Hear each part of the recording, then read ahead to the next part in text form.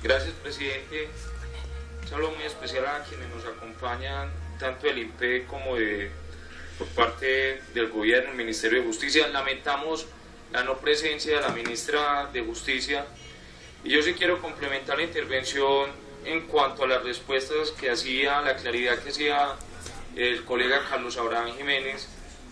Esta respuesta, aquí este documento que tengo en mis manos, que es remitido por la secretaria general encargada, la doctora Flor Marina Daza, nos llegó hoy en la tarde y precisamente da cuenta de las respuestas de la Unidad de Servicios Penitenciarios y Carcelarios, firmada por el director encargado de esa unidad, Jorge Luis Peñuela Ramos.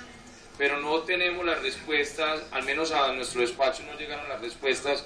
Yo no sé, doctor Albaluz, si al suyo sí, y al de los demás colegas que firmaron la proposición, tanto del Ministerio de Justicia como directamente del INPE. Entonces, muy importante verificar eso, y si llegaron, en qué momento llegaron y por qué no llegaron a nuestras respectivas oficinas para hacer el análisis pertinente. No hoy a las 3 de la tarde, cuando ya la plenaria incluso se prestaba a comenzar, y en el día de hoy estamos desarrollando este debate.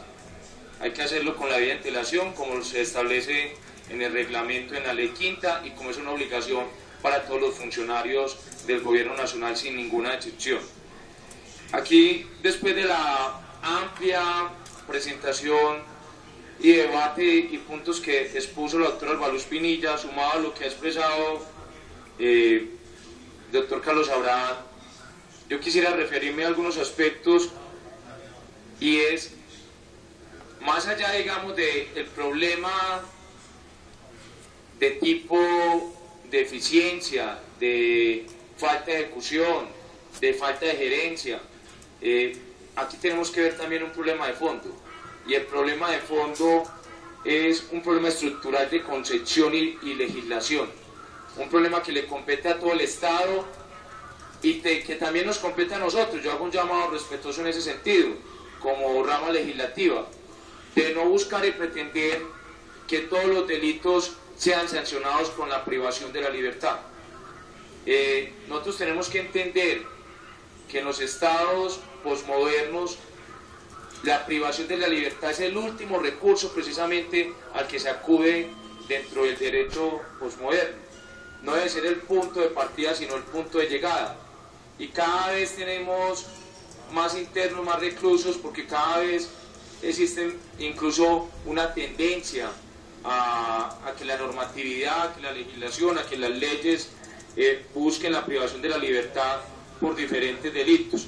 Entonces esto es un llamado en que esas no son las razones por las cuales el INPE no está funcionando bien, pero sí son razones estructurales de fondo que recogen el pasado, el presente y el futuro, porque nada nos vamos a ganar construyendo nuevos centros penitenciarios, las 8 megacárceles que están contempladas en el Plan Nacional de Desarrollo Prosperidad para Todos, el aumento del plan de los 60.000 cupos nuevos que se esperan para reubicar o ubicar diferentes internos, si no tenemos, digamos, unas medidas muchísimo más de avanzada, muchísimo más contingentes, que conversen con la legislación mundial de algunos países que dan ejemplo en esta materia. Y máxime si estamos a puertas de iniciar todo un proceso de negociación de la paz que esperamos que sea lo suficientemente productivo y fructífero. Entonces el país no haría abasto, como no va hoy, para tener tantas personas privadas de la libertad.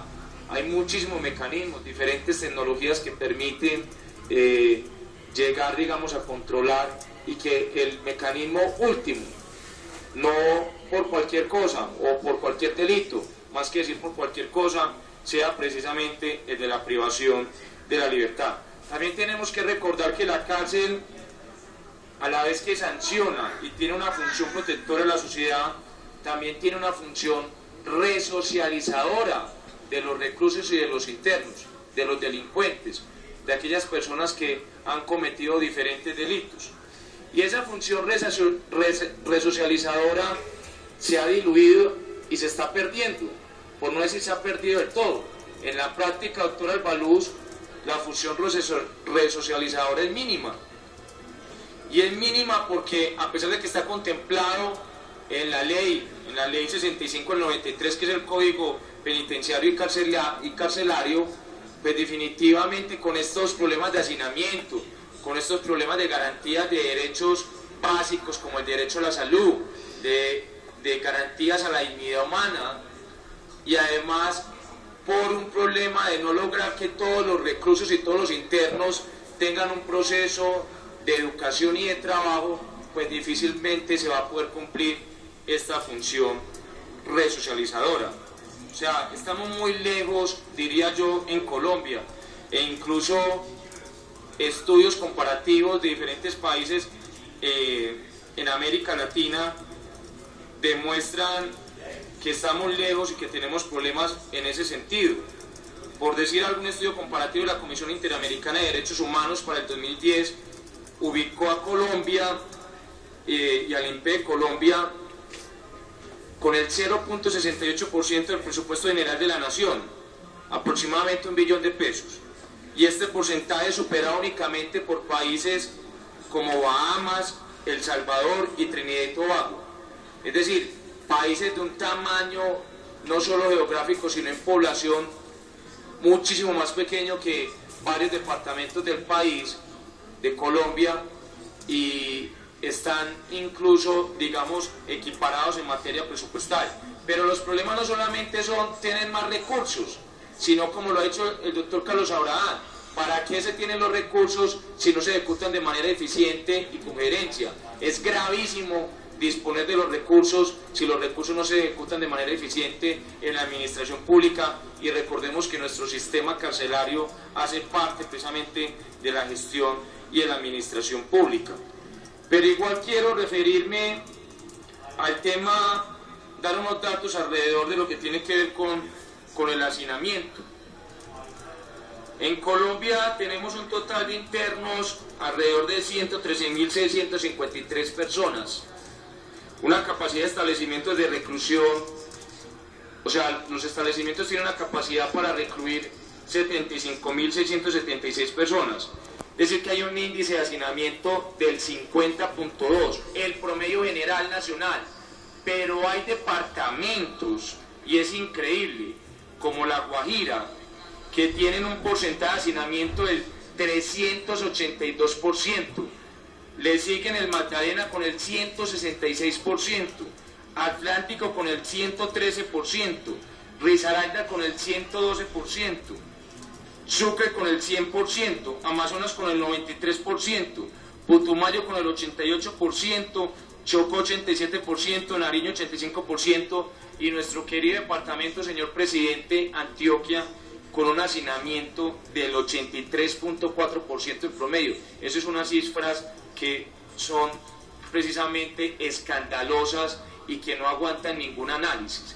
O sea, los debates los estamos dando ahora, pero estos debates están tardíos para la problemática de nuestro sistema nacional carcelario. Son totalmente tardíos, y las respuestas no se pueden quedar en que hay unos planes de inversión de construir 8 megacárceles, de dejar, digamos, una infraestructura. La pregunta es, mientras tanto, ¿qué?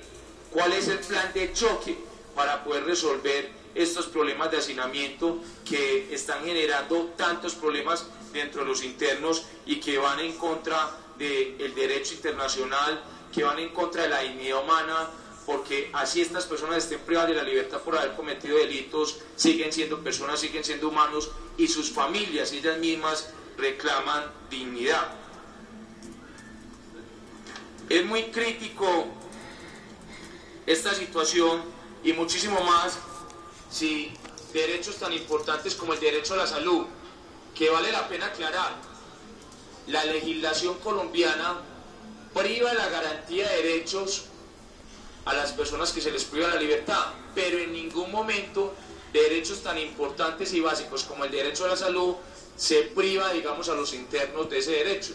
Todo lo contrario, se asume la responsabilidad del Estado para brindarles salud.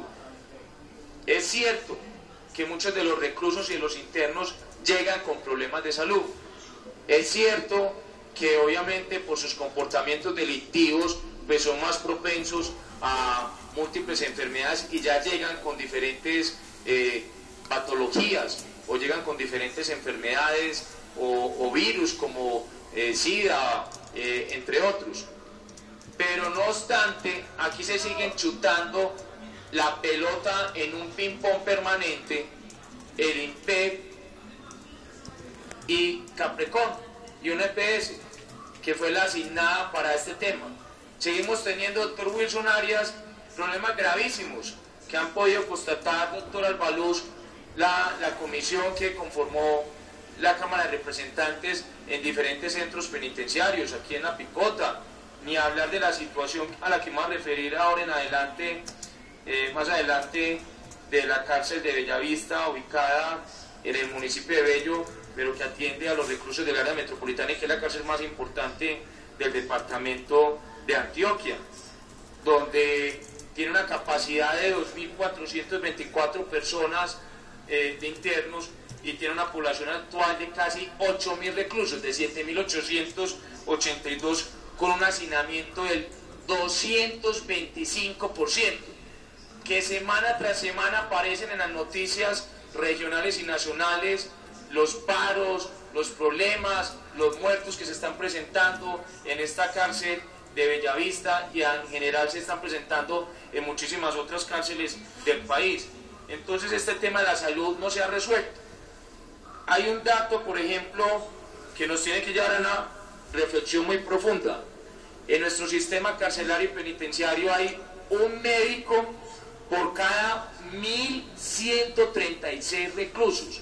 Un médico, un profesional de la salud por cada más de 1.000 reclusos, cuando el promedio nacional en las zonas más precarias de este país es de 1 por cada 800 y pico de habitantes. Es decir que en el sistema carcelario hay un 34% más de la población asignada a los profesionales de la salud para atender.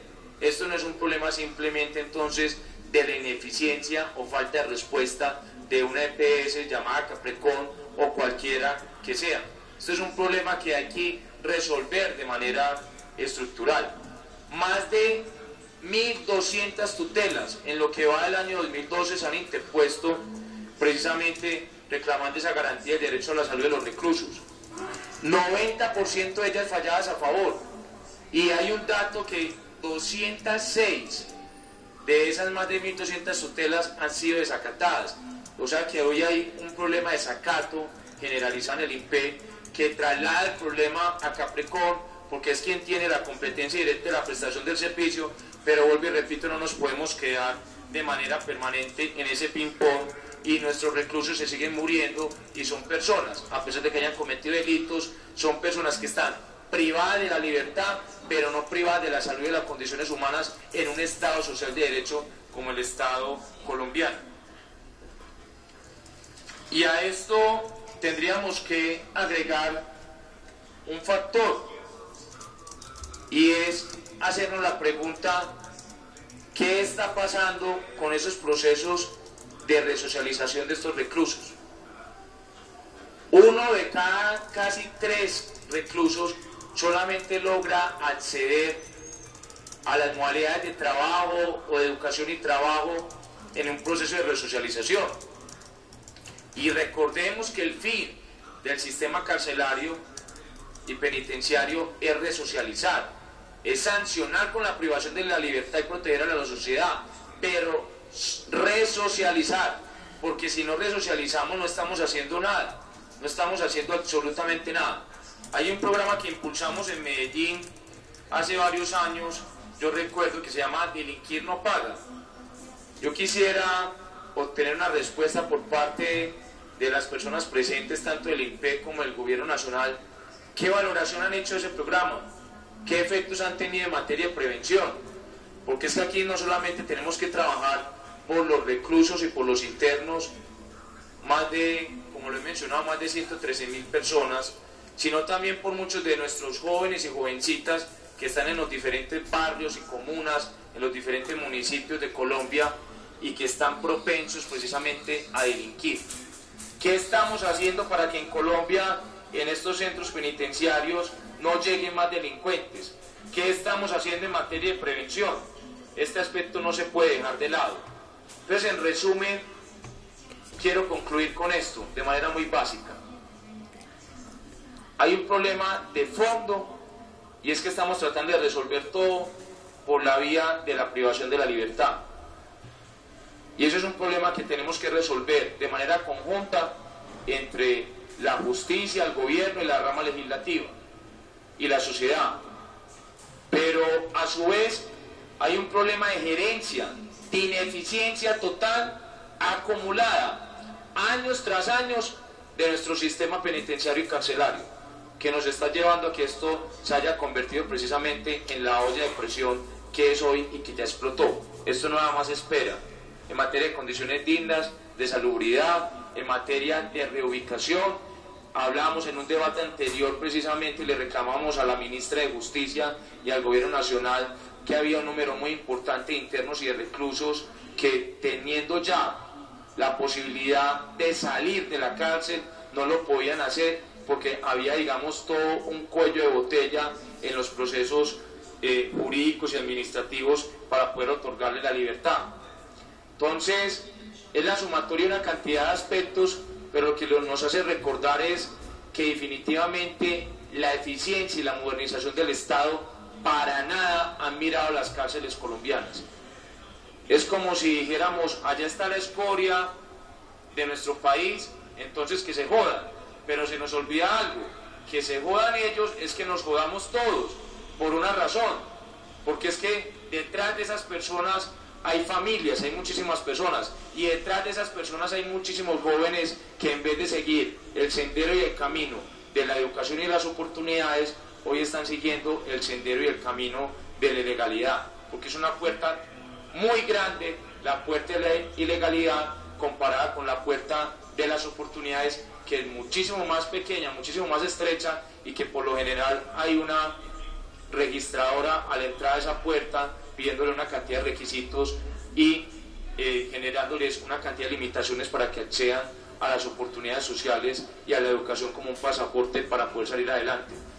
Esa es una reflexión que no podemos dejar de lado y recordar entonces que no nos llegaron todas las respuestas a tiempo, que esto es un debate que es muy importante que el gobierno lo asuma con total entereza y que no podemos seguir pasando de anuncios en anuncios, semana tras semana, de la situación carcelaria y el gobierno no toma ninguna medida contundente. Muchas gracias, señor presidente.